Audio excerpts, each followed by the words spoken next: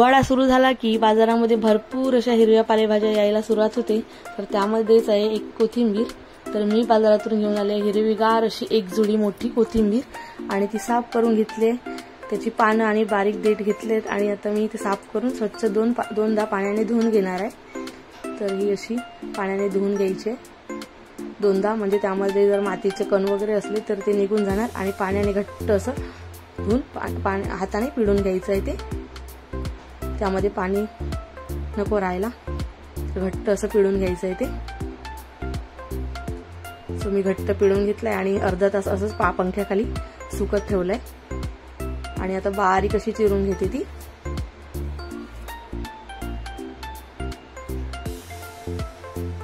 So एकदम जाड पण नको आणि एकदम बारीक पण नको, मीडियम अशी चिरून घेणार आहे। आणि त्यासाठी मी वाटण बनवणार आहे। हिरवी मिरची 5-6 हिरवी मिरची आणि 7-8 लसूण पाकळ्या आणि थोडंसं जिरं घालणार आहे त्यामध्ये आणि त्याचा ठेचा बनवणार आहे खरपूस असा। आणि आता आपण आपल्या चिरलेल्या कोथिंबीर मध्ये घालूया अर्धा कप तांदळाचं पीठ, 2 कप बेसनाचं पीठ आणि आता त्यामध्ये घालणार आहे मसाले। तर 1 चमचा हळद आणि त्यामध्ये आपण वाटलेला ठेचा घालणार आहे। मी हिरवी मिरची, लसूण आणि जिऱ्याचा ठेचा घालणार आहे आणि 1 चमचा हळद, 1 चमचा लाल मसाला, ही मिरची पावडर आहे, मसाला गरम मसालावाला नाहीये।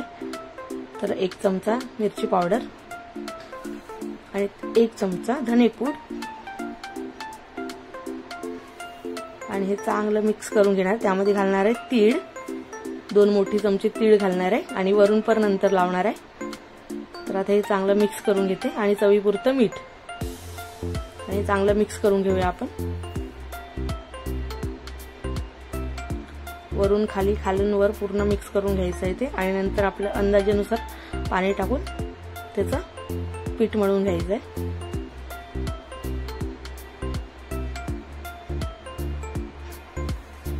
सो आता मी मस्तपैकी मिक्स करून घेतलंय आणि आता त्यामध्ये थोडं पाणी टाकून पीठ मळून घेते त्याचं। तर जे मिक्सरचं भांडं आहे त्यामध्येच मी ते मिक्सरचं भांडं धुवून त्यातलंच पाणी घेणार आहे। त्याला लागलेलं मिरचीचं वाटण वगैरे ते निघून जाईल, तर त्यातच घालून मी पाणी घेणार आहे आणि त्यानेच पीठ मळून घेणार आहे। सो थोडं टाकून असं पीठ मळून घेते आणि हे प्रमाण एकदम योग्य आहे, एकदम क्रंची आणि खुसखुशीत आणि कुरकुरीत होण्यासाठी। सो आता आपण मस्तपैकी पीठ मळून घेऊया।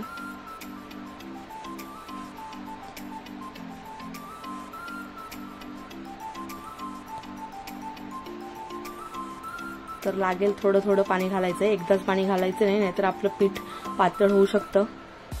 तर आपलं पीठ ऑलमोस्ट मळून झालेलं आहे आणि हे मी चाळणीमध्ये वाफवणार आहे। माझ्याकडे स्टीमर पण आहे, पण मी आता ही चाळणीमध्ये वाफवणार आहे।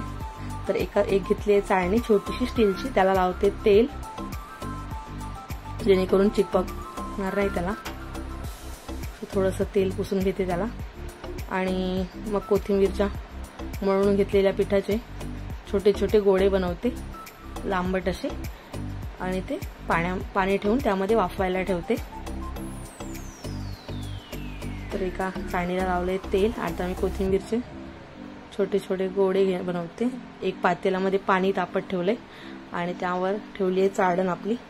आता आपण मस्तपैकी गोळे बनवून घेऊया छोटे आणि त्याला मी वरून थोडीशी तीळ लावणार आहे। पण हे वरून लावलेले तीळ तेलामध्ये तळताना निघू शकतात, म्हणून थोडेसे पहिले पीठ मळताना पण घालायचे। सो कलर किती मस्त आलेला आहे बघू शकता, हिरवागार, आणि असं वरून थोडंसं लावायचं म्हणजे दिसायला पण सुंदर दिसतं आपल्या वड्या। सो माझे 3 उंडे झालेले आहेत।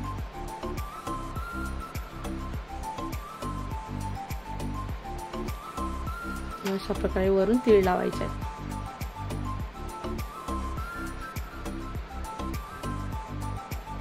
तर आता आपण ते वाफवायला ठेवूया। 15 मिनिटं मी वाफवले आहेत ते।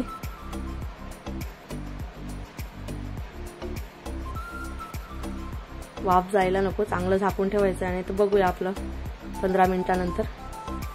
तर आपली कोथिंबीरच्या वड्या शिजलेल्या आहेत, वाफवून झालेल्या आहेत. आता ते थंड होण्यासाठी तिथेच मी त्या पातेल्यावर 15 मिनिटं ठेवणार आहे, नंतर खाली उतरवून ठेवणार आहे थंड होण्यासाठी. तर किती मस्त असा कलर आलाय बघू शकता. आणि आता आपल्या वड्या थंड झाल्या आहेत. तर एका कढईमध्ये तेल तापत ठेवलंय आणि आता वड्यांचे आपण छोटे छोटे काप करून घेऊया. सो अशा प्रकारे काप करून घ्यायचे आणि तुम्ही बघू शकता आपल्या वड्या छान शिजलेल्या आहेत आणि हे कच्च्याच खायला चांगल्या दिसतात, दिसायला पण सुंदर आणि खायला पण एकदम भारी लागणार आहे. तर मी यातल्या अर्ध्या कच्च्याच खायसाठी ठेवणार आहे आणि अर्ध्या तळून घेणार आहे. सो मीडियम फ्लेमवर पहिले तेल तापवून घ्यायचं आहे चांगलं आणि नंतर मीडियम फ्लेमवर भाजून घ्यायचे आहेत.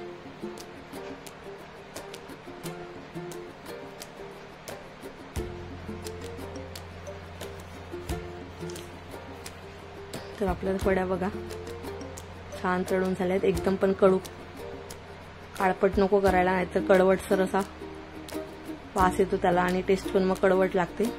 तो छान असा कलर आलेला आहे मस्तपैकी हिरवट. आणि आपल्या वड्या तळून झाल्या आहेत, उरलेल्या पण तशाच तळून घेते.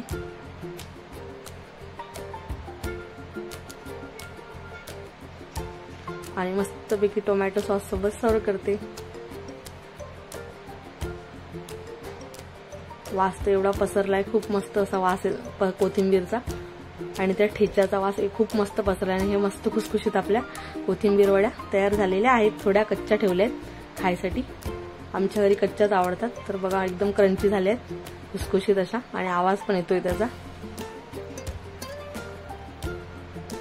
तर मस्तपैकी टोमॅटो सॉस सोबत सर्व केले आहेत. तुम्हाला जर माझा व्हिडिओ आवडला तर लाईक शेअर सबस्क्राईब करा माझ्या चॅनलला. तोपर्यंत बाय बाय.